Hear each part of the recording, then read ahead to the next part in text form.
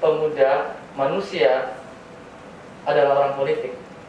Nah, yang pertama mengenai parlemen remaja.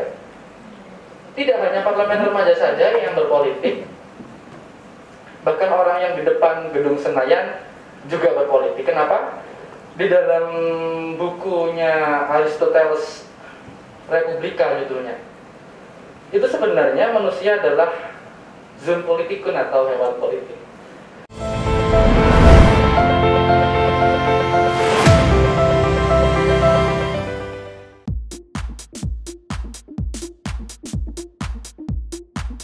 Assalamualaikum warahmatullahi wabarakatuh.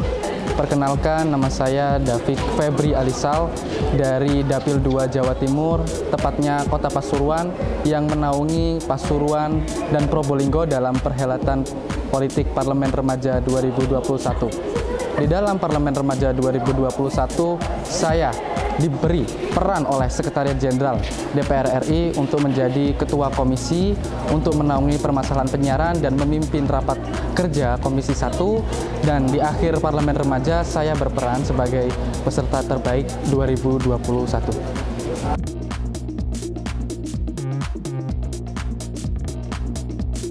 Parlemen Remaja 2021 atau lebih tepatnya acara Parlemen Remaja merupakan suatu konstelasi politik bagi remaja yang diadakan oleh Sekretariat Jenderal DPR RI yang dimana itu untuk mengedukasi remaja dalam hal politik, dalam hal proses public policy, decision making, dan segala macam yang berhubungan dengan kelegislasian secara langsung di DPR RI.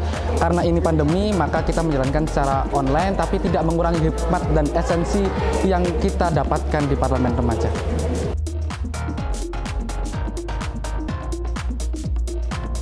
Baik, di dalam Parlemen Remaja 2021, selain pengetahuan, kita juga belajar untuk berinteraksi, kita belajar untuk mengetahui sifat-sifat dasar manusia, pandangan-pandangan politik, dan bagaimana proses tahapan-tahapan yang harus kita lalui untuk memunculkan suatu regulasi, untuk memunculkan suatu produk hukum yang dimana itu adalah produk hukum yang sah. Tapi ini adalah suatu gambaran bagi teman-teman remaja untuk kinerja dari DPR RI sebagai lembaga legislatif di Indonesia.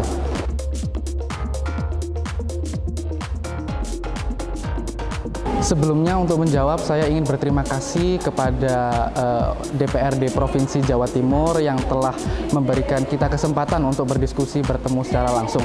Nah, di dalam diskusi dan sharing ini kami lebih banyak, lebih intensif lagi untuk belajar mengenai kebijakan publik, untuk belajar mengenai gambaran-gambaran politik itu yang bagaimana, gambaran-gambaran partai politik, kinerja partai, fungsi partai, dan segala macam yang kita pelajari, yang sebenarnya kita pelajari di Parlemen Remaja, kita aplikasikan di acara yang diadakan oleh DPRD Provinsi Jawa Timur ini.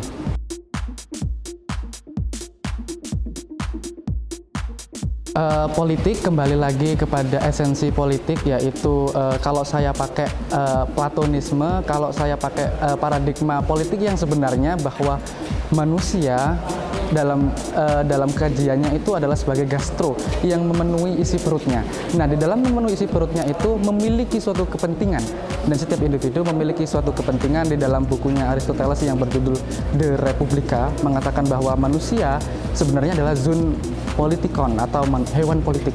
Di dalam Hegel juga mengatakan bahwa manusia adalah ansik, yang artinya politik itu kembali kepada diri kita sendiri. Jadi kita kalau tidak tertarik kepada politik, maka kita akan jatuh kepada perkataan seorang yang filsuf politik yang mengatakan bahwa buta yang paling berbahaya adalah buta politik. Sehingga saya dan teman-teman saya dan semua umat manusia tidak ingin buta politik, karena itu sangat berbahaya.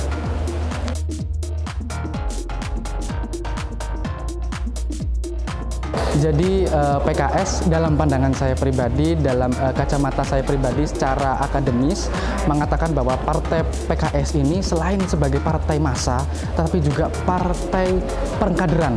Di dalam teori partai itu ada dua, yaitu teori massa dan teori pengkaderan, dan PKS memenuhi semua kualifikasi partai yang dimana itu dibutuhkan untuk demokrasi kita. Itu cukup untuk memenuhi asas check and balance, di mana ya PKS ini sebagai partai yang ideal begitu, sebagai partai yang ideal dalam pandangan politiknya cukup bagus bagi iklim demokrasi reformasi, harus ada penyeimbang.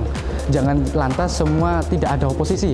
Nanti kebijakan publik yang keluar dari pemerintahan tidak berjalan objektif.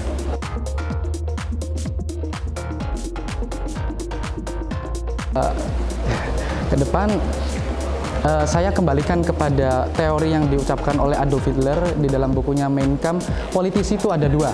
Politisi itu memiliki dua macam. Yang pertama adalah organisatoris, yang katanya Ibnu Khaldun ditafsirkan sebagai praktisi politik, ya, dalam kancah itu adalah pejabat, mohon maaf, itu sama yang mengurusi publik. Nah, yang kedua adalah ahli teori yang berpikir secara kontemplatif. Salah satu contoh Bung Rocky Gerung, satu contoh lagi Mardhani Alisera, seorang pemimpin pikiran kontemplatif. Jadi saya ingin memilih satu arah, yaitu pemikiran kontemplatif ahli teori yang diucapkan oleh Hitler dalam bukunya Mein Kampf. Terima kasih. Kemudian dapil 6 ada Muhammad Rafi Nur Fauzi dari SMA 1 Boyolali. Boyolali tolong aku.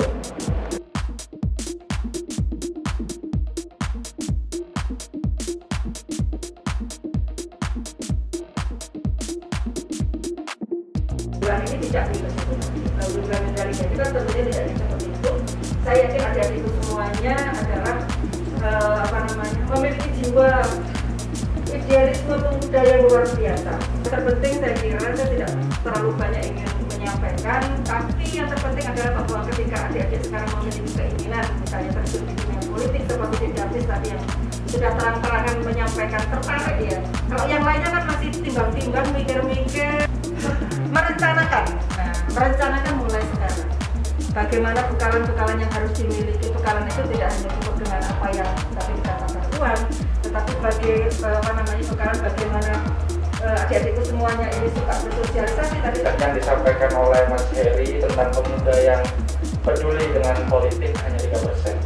Sebenarnya ini data yang mungkin secara visual itu secara agregat ya mungkin ya.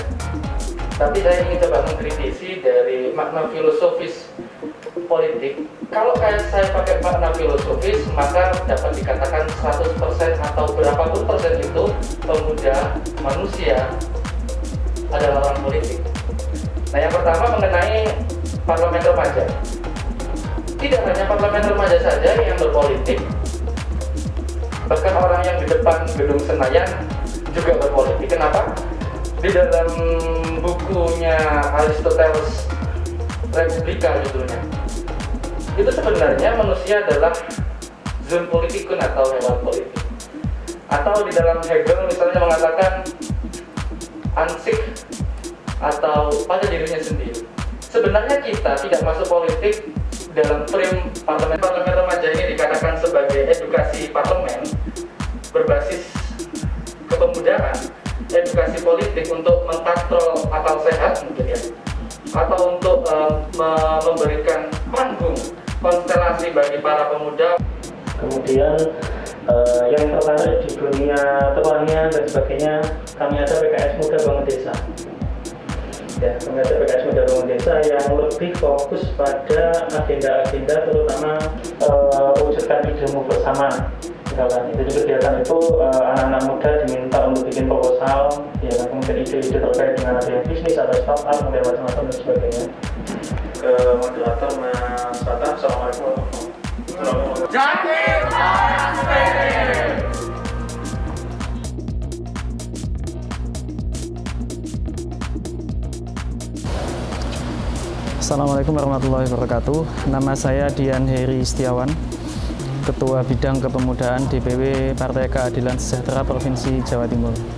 Jadi pada kesempatan siang sampai dengan sore hari ini, kami mengundang teman-teman anggota Parlemen Remaja Jawa Timur yang mereka sudah melaksanakan agenda Parlemen Remaja itu di bulan September.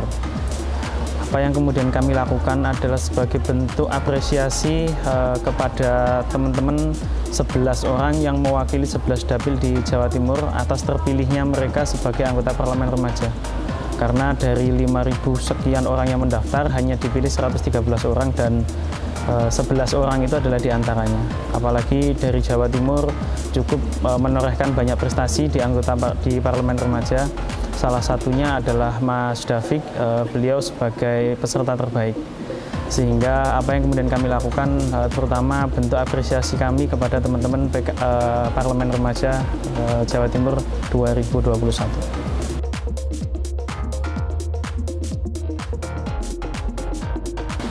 Kegiatan yang kami lakukan tadi adalah yang pertama sharing dari teman-teman Parlemen Remaja. Jadi mereka kita minta untuk menyampaikan apa yang sudah mereka dapatkan selama Parlemen Remaja, kemudian harapan mereka apa. Setelah itu ada sedikit materi dari anggota DPRD Provinsi Jawa Timur dari fraksi PKS. Setelah itu kami diskusi, jadi lebih banyak diskusi terkait dengan Parlemen Remaja, kemudian apa-apa yang menjadi harapan dari teman-teman anggota Parlemen Remaja terutama.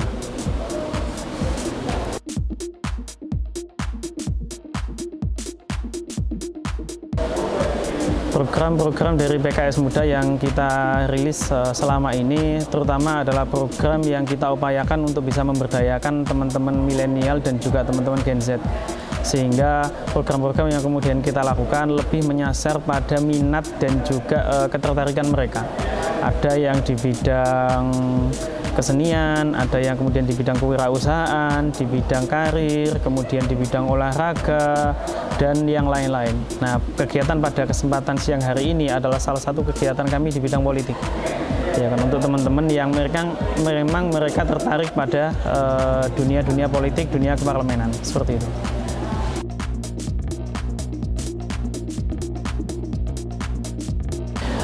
Bagi kami, teman-teman generasi muda ini adalah mereka yang pada akhirnya nanti akan menggantikan orang-orang yang saat ini menduduki di kursi dewan atau di kursi eksekutif.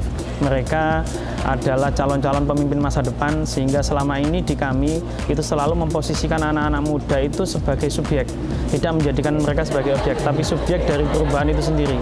Sehingga yang selalu kami tawarkan adalah bagaimana anak-anak muda itu bisa berdaya bersama PKS Muda.